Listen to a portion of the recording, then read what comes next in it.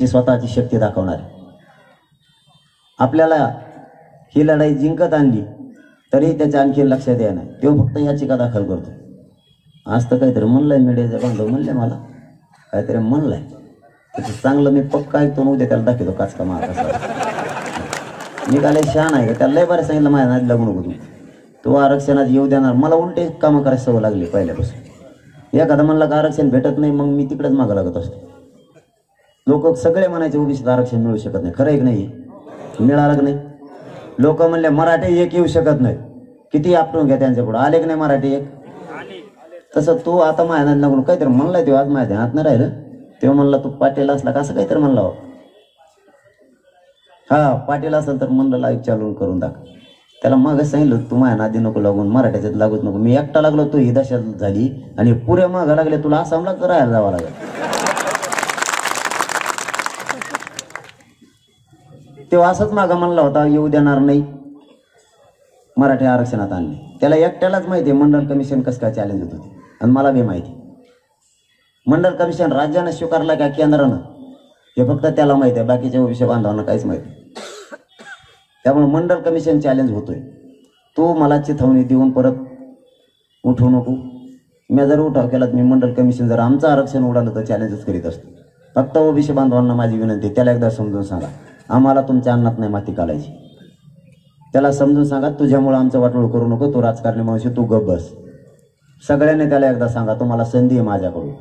तेव्हा जर नाही थांबला आणि तेव्हा आमचं वाटोळ करायला लागला तर मी मंडल कमिशन चॅलेंज करणारी जाहीर सांगतो कळवण नगरीत. आमचा नाविलाज आमचे पोरांचे मुद्दे पडलेले आम्ही नाही बघू शकत. आता आरक्षणामुळे आमच्या पोरांचा वाटोळ होणार असलं तर आम्ही नाही शांत बसू शकतो. त्याला चॅलेंज द्यायची सवय लागली कारण त्याला सवय आहे पहिल्यापासून ओबीसीचं वाटोळ करायची. कारण त्याचा इतिहास तपासून बघा त्यांनी स्वतःचं कुटुंब सुद्धा अडचणीत आणले. सगळं पुरं जेलला जाऊन बसू शकतं इतकी परिस्थिती भयान करून ठेवली त्यांनी. आणि तो ज्या पक्षात राहिला तो पक्षच मोडलेला त्याने आत्ता पण तो पक्षच मोडितो डायरेक्ट. त्या तिघाला ओरगडीन देऊ आणि समुद्रात जाऊन बसत. बरं ते गप्प बसत नाही. आपलं वय झालंय मथुरा झालंय. आपण एखाद्याच्या टपकून जायचं वर गप मारायचं खायचे भाकरं झोपायचं तर गप्प बसत नाही. त्याला किती बोला त्याला काहीच वाटत नाही. परत तिकडं मंत्र्याकडे जातो त्याला लावून तर तेवढं बोलू तुम्हाला मग मग आमच्या कारणात लागतो. आता तर बाजारची पिशीच घेऊन येतो देऊ बघितली तुम्ही. त्याच्या हातात एक बाजारची पिशी आहे आणि मीडियाच्या बांधवाच्या संपादकाकडे जातो आणि त्यांना म्हणतो तुमच्या दमाटला दाखवा वाचून. आता ते वाचायला की नाही त्याच्याजवळचा कागद वाचायला गेली. ते मराठा आरक्षणाच्या विरोधात बोलत हे पोट्टे मराठीचे असले बेकार. ते रानात लिंबाचं झाड खाली बसल्या असा घोडाला विदेत घालून दे. कुठून शिया सापडून आणल्या जाऊन कुठून नाही. एक शिया ऐकलं 2 दिवस भाकरच घात नाही बाबा माणूस.